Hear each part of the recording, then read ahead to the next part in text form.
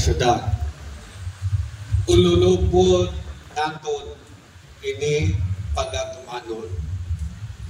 No one knows what the future holds for us, but there is one thing I am most certain and always certain of, that my heart will always beat in Iloilo City for my beloved Ilonggos.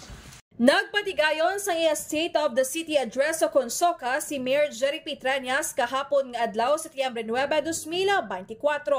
Gintambungan sa nagkalain-lain nga sektor kag opisyal ang among aktibidad kag lakip sa mga nagtambong amo ang mga Iloilo City Councilors, Regional Director sa nagkalain-lain nga ahensya, business sector sa iban pagida. Nangin highlights ang mensahe sang alkalde amo ang mga nangin kadalagan nga programa sang syudad kag mga pagkilala nga nakuha sang Iloilo City Government.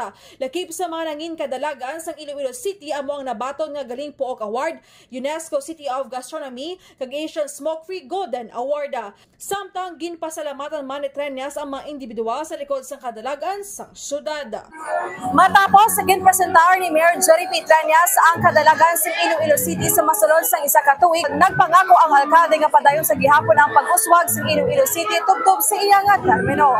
Report nagikan sa Iloilo City inis ka K5 Jenny Kauyon para sa kampyon nga balita serbisyo publiko kakalingawan sa Iloilo. K5 News FM. Ang ining balita ang ginadulong sa inyo sang DTX Coffee Mix. Himo sa natural nga sangkap pareho sang amarkuso, chia seeds, desugared sugared cane extract powder. DTX Coffee Mix. Nakakapi ka na, naka-detox ka pa. DTX Coffee Mix. Mabakal sa mga butika.